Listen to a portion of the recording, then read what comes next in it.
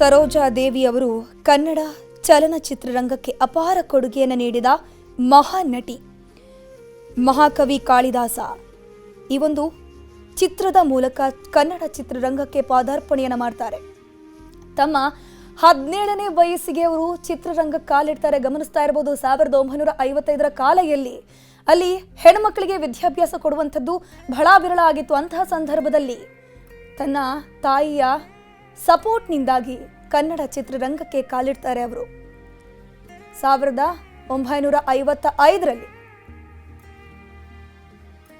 ಮಹಾಕವಿ ಕಾಳಿದಾಸ ಇವರ ಮೊಟ್ಟ ಮೊದಲ ಸಿನಿಮಾ ಆಗಿರುತ್ತೆ. ಆ ಸಿನಿಮಾದಲ್ಲಿ ಪಾದಾರ್ಪಣೆಯನ್ನ ಮಾಡಿ ಆಗಲೇ ಬಹಳ ಫೇಮಸ್ ಆಗ್ತಾರೆ. ಕನ್ನಡ ಚಿತ್ರರಂಗದ ಘಟಾನುಘಟಿ ನಾಯಕರ ಜೊತೆ ನಟಿಸಿದಂತಹ ನಟಿ ಈಕೆ. ಕನ್ನಡ ಮಾತ್ರವಲ್ಲ, ತಮಿಳು ಚಿತ್ರರಂಗದಲ್ಲೂ ಕೂಡ ಘಟಾನುಘಟಿ ನಾಯಕರ ಜೊತೆ ಪಾತ್ರವನ್ನ ಮಾಡಿದ್ದಾರೆ. ಆಗಿನ ಕಾಲದ ಫೇಮಸ್ ಆಗಿದ್ದಂತಹ ಹೀರೋಗಳಿಗೆ ಸಮಕಾಲೀನ ಅಂದ್ರೆ ಈಕ್ವಲ್ ಆಗಿ ನಟನೆಯನ್ನ ಮಾಡ್ತಾ ಇದ್ದಂಥವರು. ತಾಯಿ ರುದ್ರಮ್ಮ ಅವರಿಗೆ ಬಹಳಷ್ಟು ಆಸರಿಯಾಗಿ ನಿಂತರು. 17ನೇ ವಯಸ್ಸಿಗೆ ಒಂದು ಹೆಣ್ಣುಮಗಳು ಸಿನಿಮಾ ರಂಗಕ್ಕೆ ಬರ್ತಾಳೆ ಅಂತಂದ್ರೆ ಬಹಳಷ್ಟು ಶ್ರಮ ಕುಟುಂಬಸ್ಥರಿಂದನೂ ಕೂಡ ಬೇಕಾಗತ್ತೆ.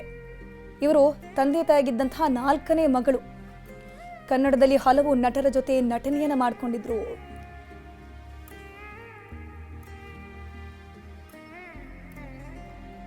ಮಹಾಕವಿ ಕಾಳಿದಾಸ, ಕಿತ್ತೂರು ಚೆನ್ನಮ್ಮ, ಅಣ್ಣ ತಮ್ಮ, ಭಕ್ತ ಕನಕದಾಸ, ಬಾಳೆ ಬಂಗಾರ, ನಾಗಕನ್ಯೆ, ಬೆಟ್ಟದ ಹೂವು, ಕಸ್ತೂರಿ ನಿವಾಸ ಸೇರಿದಂತೆ ಅನೇಕ ಕನ್ನಡ ಚಿತ್ರಗಳಲ್ಲಿ ಇವರು ನಟಿಸಿದಂಥವರು. ಈಗ ನಮ್ಮ ಜೊತೆ ಮಾತನಾಡೋದಕ್ಕೆ ಹಿರಿಯ ನಟ ಆಗಿರುವಂತಹ ಮುಖ್ಯಮಂತ್ರಿ ಚಂದ್ರು ಅವರು ದೂರವಾಣಿ ಸಂಪರ್ಕದಲ್ಲಿ ಜಾಯ್ನ್ ಆಗಿದ್ದಾರೆ. ಸರ್ ನಮಸ್ತೆ. ನಮಸ್ಕಾರ ಸರ್, ನಿಜವಾಗ್ಲೂ ಶಾಕಿಂಗ್ ಸುದ್ದಿ ಇದು. ಸ್ಯಾಂಡಲ್ವುಡ್ನ ಅಭಿನಯ ಸರಸ್ವತಿ ಬಿ ಸರೋಜಾ ದೇವಿ ಅವರು ಇನ್ನಿಲ್ಲ. ಈ ಕ್ಷಣದಲ್ಲಿ ಒಂದೆರಡು ಮಾತನಾಡೋದಾದ್ರೆ?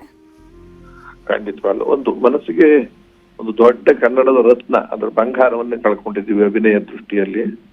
ಅದೆಲ್ಲಕ್ಕಿಂತ ಒಂದು ಹೆಂಗಸು ಆ ಕಾಲದಲ್ಲಿ ಅಂದ್ರೆ ನಾವು ಸಿನಿಮಾ ರಂಗಕ್ಕೆ ಬರೋದಕ್ಕೆ ಮುಂಚೆನೆ ದೊಡ್ಡ ಹೆಸರು, ಅದು ದಕ್ಷಿಣ ಭಾರತದಲ್ಲಿ 5 ಭಾಷೆಗಳಲ್ಲಿ ಪ್ರಸಿದ್ಧಿಯನ್ನು ಪಡೆದಂತವ್ರು. ದೊಡ್ಡ ದೊಡ್ಡ ನಟರ ಜೊತೆ ಅಭಿನಯಿಸಿ ಯಾವುದೇ ರೀತಿಯ ಒಂದು ಬ್ಲಾಕ್ ಮಾರ್ಕ್ ಅಂತೀವಲ್ಲ ಆ ತರದ್ದೆಲ್ಲ ಮತ್ತು ಗುಸುಗುಸು ಸುದ್ದಿಗೂ ಒಳಗಾಗದೆ ಗೌರಮ್ಮನ ರೀತಿಯಲ್ಲೇ ಇದ್ದುಕೊಂಡು ಎಲ್ಲ ಪಾತ್ರಗಳನ್ನು, ಅದರೊಳಗಾಗಿ ವಿಶೇಷವಾಗಿ ಐತಿಹಾಸಿಕ ಪೌರಾಣಿಕ ಪಾತ್ರಗಳನ್ನಂತೂ ಇವತ್ತು ಕಣ್ಣಿ ಕಟ್ಟದಾಗಿದೆ. ಆಮೇಲೆ ಸುದೀರ್ಘ ಕಾಲ ಪಾತ್ರಗಳನ್ನು ಮಾಡಿರ್ತಕ್ಕಂತ ಒಂದು ತಾಯಿ. ನಮ್ಗೆಲ್ಲ ಒಂಥರ ಭಾಗ್ಯ ಅವ್ರನ್ನ ಭೇಟಿ ಮಾಡಿದ್ದು, ಮಾತಾಡ್ಸಿದ್ದು, ಮತ್ತೆ ಅವ್ರ ಜೊತೆ ಒಂದು 3-4 ಪಿಕ್ಚರ್ಗಳು ಕೊನೆಯ ಗಳಿಗೆಯಲ್ಲಿ ಮಾಡಿರ್ತಕ್ಕಂಥದ್ದು ಇದಾವೆ ನನಗೆ. ಆಮೇಲೆ ಕೌಟುಂಬಿಕ ಸಂಬಂಧಗಳನ್ನ ಇಟ್ಕೊಳ್ಳೋದ್ರಲ್ಲಿ ಪರಿಚಯ ಆದ್ಮೇಲೆ ಫೋನ್ ಮಾಡಿ ವಿಚಾರಿಸ್ಕೊಳ್ಳೋದು ಮತ್ತು ನಮ್ಮನ್ನ ಕರೆಯೋದು, ಕಾಫಿ ಗೀಫಿ ಇದೆಲ್ಲ ಮಾಡ್ತಿದ್ರು. ಆಮೇಲೆ ನಮ್ಗೆಲ್ಲ ಒಂದ್ ಕಡೆ ಸೆಲೆಬ್ರಿಟಿ ಅಂತ ಅನಿಸ್ತೇವೆ. ಅಷ್ಟು ದೊಡ್ಡ ಸೆಲೆಬ್ರಿಟಿನ ಆ ಕಾಲದಲ್ಲಿ ಲೀಲಾವತಿ ಅವ್ರನ್ನ ಬಿಟ್ಟ ಮೇಲೆ ಇವರೇ ಅಂತ ಕಾಣಿಸುತ್ತೆ. ಅವತ್ತು ಆ ಪೀಳಿಗೆನಲ್ಲಿ 87 ವರ್ಷ ಅಂತ ಏನೋ ಗೊತ್ತಾಯ್ತು. ಅವತ್ತು ಹೆಣ್ಮಕ್ಳುಗಳು ಈ ತರದ ಬಂದು ಮನೆ ಬಿಟ್ಟು ಬಂದು ಈ ತರದ್ದೆಲ್ಲ ಸಿನಿಮಾ ನಾಟಕಗಳು ಮಾಡೋದೇ ಒಂದು ದೊಡ್ಡ ಕ್ರಾಂತಿಕಾರಕ ವಿಚಾರ. ಅಂತದ್ರಲ್ಲಿ ನಮ್ಮ ಚನ್ನರಾಯಪಟ್ಟಣ ಏನೋ ಚನ್ನಪಟ್ಟಣದವ್ರು ಅಂತ ಕಾಣಿಸುತ್ತೆ ಹೇಳೋದು ಗೊತ್ತಾಯ್ತು. ಆಮೇಲೆ ಅವರ ಅಭಿನಯಕ್ಕೆ ಸಾಟಿನೇ ಇಲ್ಲ. ಬರೀ ಸಾಟಿ ಒಂದೇ ಅಲ್ಲ, ಸೌಂದರ್ಯ, ಡಿಸಿಪ್ಲಿನು, ಶಿಸ್ತು, ಸಂಯಮ ಮತ್ತು ಗೌರವ ಮತ್ತು ಭಾಷೆಯ ಮೇಲೆ ಇದ್ದಂತ ಹಿಡಿತ ಇವೆಲ್ಲವೂ ಕೂಡ ಬಹಳ ಅದ್ಭುತ, ನಮ್ಮ ಅದ್ಭುತ. ಆಮೇಲೆ ನನ್ನ ಬಹಳ ಪ್ರೀತಿಯಿಂದ ನೋಡೋರು ನನ್ನ ಕುಟುಂಬನ. ನನ್ನ ಭಾಷಣಗಳು 2-3 ಕೇಳಿದ್ದಾದ್ಮೇಲೆ ನಿಮ್ಮ ಕನ್ನಡ ಚಂದ್ರು ನೀವು ಮಾತಾಡೋ ರೀತಿ ಬಹಳ ಖುಷಿಯಾಗಿತ್ತು ಚಂದ್ರು, ಸ್ವಲ್ಪ ಜಾಸ್ತಿನೇ ಮಾತಾಡಿ ನೀವು ಅನ್ನೋ ತರದಲ್ಲಿ ಪ್ರೋತ್ಸಾಹ ಕೊಡೋರು, ಪ್ರೀತಿಸೋರು, ಪಾಸಿಟಿವ್ ಆಗಿ ಎಲ್ಲರನ್ನೂ ವೈಬ್ರೇಷನ್ ಇಟ್ಕೊಂಡು ಮಾತಾಡ್ತಾರೆ ನಮ್ಮ ಕ್ಷೇತ್ರದಲ್ಲಿ. ಸರ್, ಕೊನೆ ಭೇಟಿ ಯಾವಾಗ ಆಗಿತ್ತು ನಿಮ್ದು ಮತ್ತೆ ಅವ್ರದ್ದು? ಮತ್ತೆ ಬೆಸ್ಟ್ ಮೂಮೆಂಟ್ ಅಂತ ಆ ಕ್ಷಣವನ್ನ ಈ ಕ್ಷಣದಲ್ಲಿ ನೆನಪು ಮಾಡೋದಾದ್ರೆ? ಇಲ್ಲ, ಅವ್ರ ಮನೆಗೆ ನಾನು ಒಂದ್ಸತಿ ಏನಕ್ಕೋ ಹೋಗಿದ್ದೆ, ಆಶೀರ್ವಾದ ಪುಣ್ಯನ ಮದುವೆ ಆದ ಟೈಮ್, ಇವಾಗೆಲ್ಲ ಬಹಳ ಹಿಂದೆ. ಅವರು ಕುಂತ್ಕೊಂಡು ನಮ್ಗೆ ಒಂದಿಷ್ಟು ತಿಂಡಿ ಗಿಂಡಿ ಎಲ್ಲ ಕೊಟ್ಟು ನನ್ನ ಹೆಂಡತಿನ ನೋಡ್ಕೊಂಡ್ ರೀತಿಯಲ್ಲಿ ಅವ್ರ ಮನೆ ಒಳಗಡೆ ಯಾವ್ದೋ ತವ್ರ ಮನೆ ಹುಡುಗಿ ಮನೆಗ್ ಬಂದೈತೆ ಅವನ್ನ ಪ್ರತಿಯೊಂದು ಪ್ರೀತಿಸ್ಕೊಂಡು ತಬ್ಕೊಂಡು ಹೊಗಳಿ ಕಳ್ಸಿದ್ರು. ಅದು ಎಲ್ಲರೂ ಹಂಗ್ ಮಾಡಕ್ ಆಗೋದಿಲ್ಲ. ಆಮೇಲೆ ಎಲ್ಲ ಒಂದ್ಸರಿ ಮಾತಾಡಿದ್ದಾದ್ಮೇಲೆ ನಮ್ಮ ಮನೆಯವ್ರೇನೋ, ನಮ್ಮ ಅತ್ತೆನೋ, ನಮ್ ಚಿಕ್ಕಮ್ಮನೋ, ನಮ್ ದೊಡ್ಡಮ್ಮನೋ, ನಮ್ಮ ಅಮ್ಮನೋ ಅನ್ನೋ ತರ ಫೀಲಿಂಗ್ಸ್ ಬಂದ್ಬಿಡದ್ ನಮ್ಗೆ. ಸದೃವಾಗಿ ರೇಗಿಸ್ತಾನು ಇದ್ದ ನಾವು ಕೂಡ. ನಾವು ಕಲಾವಿದರಾಗಿದ್ದಾಗ ರಾಜ್ಕುಮಾರ್ ಇವ್ರು ವೈಸ್ ಪ್ರೆಸಿಡೆಂಟ್, ರಾಜ್ಕುಮಾರ್ ಅವ್ರ ಪ್ರೆಸಿಡೆಂಟ್ ಆಗಿದ್ದಾಗ ಜೊತೆಲೆ ಭೇಟಿ ಆಗ್ತಿದ್ವಲ್ಲ, ಅದ್ ಏನ್ ಆನಂದ ಪಡೋರು ಅಂತ ಅಂದ್ರೆ ಮಾತಾಡ್ರಪ್ಪ ನೀವು ಮಾತಾಡಿ ಚೆನ್ನಾಗಿ, ನಮ್ಗೆಲ್ಲ ಗೊತ್ತಾಗೋದಿಲ್ಲ, ನಾವು ಬಂದು ಎಲ್ಲಕ್ಕೂ ಒಪ್ಪಿಗೆ ಕೊಡ್ತೀವಿ, ಮಾತಾಡಿ ಅಂತ ಪೊಲಿಟಿಕಲ್ಲಿ ಅಂದ್ರೆ ಈ ವ್ಯಾವಹಾರಿಕವಾದ ಜ್ಞಾನದಲ್ಲಿ ಸ್ವಲ್ಪ ಹಿಂದೆ ಇದ್ರು. ಆದ್ರೆ ಸಾಮಾಜಿಕವಾದಂತ ಚಿಂತನೆ, ಗೌರವವನ್ನು ಕಾಪಾಡೋದ್ರಲ್ಲಿ ಮತ್ತು ಎತ್ತಿ ತೋರಿಸಿದ ಮಾದರಿ ಹೆಂಗ್ಸ್ ಅಂತ ನನಗೆ ಹೇಳೋದಕ್ಕೆ ಸಾಧ್ಯ ಇದೆ. ಅವ್ರು ಪ್ರತಿಯೊಂದು ಸಿನಿಮಾದ ಪಾತ್ರವೂ ಕೂಡ ಒಂದೊಂದು ಬ್ರ್ಯಾಂಡ್ ಆಗಿ ನಿಂತಿರ್ತಕ್ಕಂಥ ಪಿಕ್ಚರ್ಗಳು ಅವೆಲ್ಲ. ಆದ್ರೆ ತುಂಬು ಜೀವನ ನಡೆಸಿದ್ದಾರೆ. ಬಹಳ ದುಃಖ ಪಡುವಂತದ್ದೇನಿಲ್ಲ. 87 ವರ್ಷ ಬೇರೆ ರೀತಿಯಲ್ಲಿ ಮಲ್ಕೊಂಡು ಒದ್ದಾಡೋ ಬದಲು ಆ ಚಿರನಿದ್ರೆ ಹೋಗಿರ್ತಕ್ಕಂಥದ್ದನ್ನ ನಾನೇನ್ ಬೇಸರ ಮಾಡ್ಕೊಳ್ಳಲ್ಲ. ಆದ್ರೆ ಇನ್ನೂ ಇರ್ಬೋದಾಗಿತ್ತು ಅನ್ನೋ ಒಂದು ಆಸೆ ಅನ್ನೋದಿದ್ದೇ ಇರುತ್ತಲ್ಲ ನಮ್ಗೆ.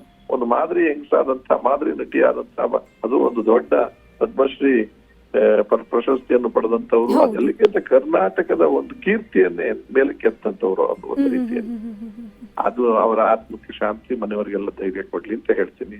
ಆಮೇಲೆ ಅನುಕೂಲವಾಗೂ ಇದ್ರು, ಕೊನೆಯವರೆಗೂ ಚೆನ್ನಾಗಿ ಆಯ್ತು, ಕೌಟುಂಬಿಕವಾಗೂ ಇದ್ರು ಮತ್ತು ಸಾಮಾಜಿಕವಾಗೂ ಇದ್ರು, ಮತ್ತು ಸಂಘ ಸಂಸ್ಥೆಗಳ ಕೆಲಸಗಳಿಗೂ ಸಹಾಯಾರ್ಥನು ಮಾಡಿದ್ದಾರೆ.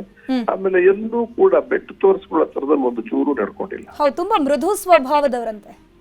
ಆ ಮೃದು ಕನಿಕರ, ಅವ್ರ ಹೆಣ್ಣು ಹೃದಯ ಆದ್ರೂ ಹೃದಯನೇ. ಆಮೇಲೆ ಬಹಳ ಪ್ರೀತಿಯಿಂದ ಬಂದು ಹತ್ರ ಕರ್ಕೊಂಡು ಭುಜ ಮುಟ್ಟಿ ತಬ್ಕೊಂಡು ಮಾತಾಡ್ಸಿ ನಮ್ಮನ್ನ ಕಳಿಸ್ತಿದ್ ರೀತಿನೇ ಬೇರೆ. ನಮ್ಮ ಯಾವ್ದೋ ಒಂದು ತಾಯಿ ತರದಲ್ಲೇ ನಮ್ಗೆ ಕಾಣಿಸ್ತಾ ಇದ್ರು. ಅವ್ರು ನಮಗ್ ಕಣ್ಣಿಗೆ ತಾಯಿ ಯಾಕೆ ಕಾಣಿಸ್ತಾ ಇದ್ರು. ಆಮೇಲೆ ಡಿಸಿಪ್ಲಿನ್, ಆಚೆ ಬರ್ಬೇಕಾದ್ರೆ ಒಂದು ಶಿಸ್ತು, ಹೀಗೆ ಹೋಗ್ಬೇಕು, ಒಂದು ಡ್ರೆಸ್ ಡೆಕೋರಮ್ ಕೋಡು ಅವೆಲ್ಲವೂ ಹೆಂಗಿತ್ತು ಅಂತ. ಹೆಂಗೆ ಅಂದ್ರೆ ಬರೋದು, ಓಡಾಡ್ಕೊಂಡು ಹೋಗೋದು ಅವೆಲ್ಲ ಇಲ್ಲ. ಇದ್ ಕಡೆ ಹೋಗ್ಬೇಕಾದ್ರೆ ಹಿಂಗೆ ಹೋಗ್ಬೇಕು ಅಂತ ಅದು ಆಕರ್ಷಣೀಯವಾಗಿ ಮತ್ತು ಪ್ರೀತಿಸೋ ತರ ಬೇರೆ ರೀತಿಯಲ್ಲಿ ಅವ್ರನ್ನ ನೋಡಕ್ಕೆ ಸಾಧ್ಯವಿಲ್ಲ ಅಂತ ಒಂದು ಹೆಂಗಸು. ಅದೊಂದು ಬಹಳ ಸಂತೋಷ ಆಯ್ತು. ಥ್ಯಾಂಕ್ ಯು ಮುಖ್ಯಮಂತ್ರಿ ಚಂದ್ರ ಅವರೇ. ನ್ಯೂಸ್ 18 ಜೊತೆ ಮಾತನಾಡಿದ್ದಕ್ಕೆ ಗಮನಿಸ್ತಾ ಹೋಗ್ಬೋದು. ಎಲ್ಲರೂ ಕೂಡ ಹೇಳೋದು ಒಂದೇ, ಬಹಳ ಮೃದು ಸ್ವಭಾವದವರು, ನಮ್ಮನ್ನ ಕುಟುಂಬಸ್ಥರಂತೆ ನೋಡ್ತಾ ಇದ್ರು. ಈಗ ಮುಖ್ಯಮಂತ್ರಿ ಚಂದ್ರ ಅವರು ಕೂಡ ಮಾತನಾಡಿದ್ರು, ಮದುವೆ ಆಗಿರುವಂತಹ ಸಂದರ್ಭದಲ್ಲಿ ಅವ್ರ ಮನೆಗೆ ಆಶೀರ್ವಾದ ಪಡ್ಕೊಳ್ಳೋಕ್ಕೆ ಅಂತ ಹೋಗ್ತಾ ಇದ್ರಂತೆ. ಅಂತಹ ಸಂದರ್ಭದಲ್ಲಿ ಒಂದೊಳ್ಳೆ ತಾಯಿಯ ರೂಪದಲ್ಲಿ ಅವರು ನಮ್ಗೆ ಆಶೀರ್ವಾದವನ್ನ ಮಾಡಿದ್ರು, ಮನೆಗೆ ಕರೆದ್ರು, ಊಟವೆಲ್ಲ ಹಾಕಿದ್ರು. ಒಂದೊಳ್ಳೆ ತಾಯಿಯನ್ನ ಕಳ್ಕೊಂಡಂತಹ ಭಾವನೆ ಆಗ್ತಾ ಇದೆ ಅಂತ ಅವರು ಕೂಡ ಅವರಂತೂ ಸ್ಪೆಂಡ್ ಮಾಡಿರುವಂತಹ ಒಂದು ಕ್ಷಣವನ್ನ ನಮ್ಮ ಜೊತೆ ಹಂಚಿಕೊಂಡ್ರು. 1938ರಲ್ಲಿ ಜನವರಿ 7ರಂದು ಬೆಂಗಳೂರಿನಲ್ಲಿ ಜನಿಸಿದಂತಹ ಬಿ ಸರೋಜಾದೇವಿಯವರು ಚಿತ್ರರಂಗದಲ್ಲಿ ಅಪಾರ ಅಭಿಮಾನಿ ಬಳಗವನ್ನು ಪಡ್ಕೊಂಡಂಥವರು. ಅವರಿಗೆ ಒಟ್ಟು 2 ಮಕ್ಕಳಿದ್ದಾರೆ. ಕಳೆದ ಕೆಲವು ವರ್ಷಗಳಿಂದ ಸರೋಜಾದೇವಿಯವರು ವಯೋಸಹಜ ಕಾಯಿಲೆಯಿಂದ ಬಳಲ್ತಾ ಇದ್ರು. ಆಗಲೇ ಮಾಳವಿಕಾ ಅವಿನಾಶ್ ಅವರು ಕೂಡ ಹೇಳ್ತಿರುವಂತಹ ಸಂದರ್ಭದಲ್ಲಿ ಅವರು ಸುಮಾರು 3-4 ವರ್ಷಗಳಿಂದ ಸಮಾಜದಿಂದ ಸ್ವಲ್ಪ ದೂರ ಇದ್ದಾರೆ. ನನಗೆ ವಯೋಸಹಜ ಕಾಯಿಲೆ ಇದೆಯಲ್ಲ, ಹಾಗಾಗಿ ನಾನು ಹೊರಗಡೆ ಬರೋಕ್ಕೆ ಆಗಲ್ಲ ಅನ್ನುವಂಥ ದೃಷ್ಟಿಯಿಂದ ಅವರು ಎಲ್ಗೂ ಕೂಡ ಒಂದು ಕಾರ್ಯಕ್ರಮಗಳಿಗೆ ಹೋಗ್ತಿರ್ಲಿಲ್ಲ ಅನ್ನುವಂಥ ವಿಚಾರ ಕೂಡ ಮಾಳವಿಕಾ ಅವಿನಾಶ್ ಅವರು ನಮ್ಮ ಜೊತೆ ಮಾತನಾಡುವಂತಹ ಸಂದರ್ಭದಲ್ಲಿ ಹೇಳಿದ್ರು. ಸೊ ಈಗ ಅವರು ಕೊನೆ ಉಸಿರೆಳೆದಿರುವಂಥದ್ದು. 6.5 ದಶಕಗಳ ಕಾಲ ಅವರು ಚಿತ್ರರಂಗದಲ್ಲಿದ್ದರು. 2019ರಲ್ಲಿ ರಿಲೀಸ್ ಆಗಿದ್ದಂತಹ ಪುನೀತ್ ರಾಜ್ಕುಮಾರ್ ನಟನೆಯ ನಟ ಸಾರ್ವಭೌಮ ಅವರು ನಟಿಸಿದಂತಹ ಕೊನೆಯ ಚಿತ್ರವಾಗಿತ್ತು. ಗಮನಿಸ್ತಾ ಇರಬಹುದು, ಅಪ್ಪು ಜೊತೆಗೆ ಇವರ ಸಿನಿಮಾ ಏನಿದೆ ಅದೇ ಕೊನೆ ಸಿನಿಮಾ ಆಗಿತ್ತು.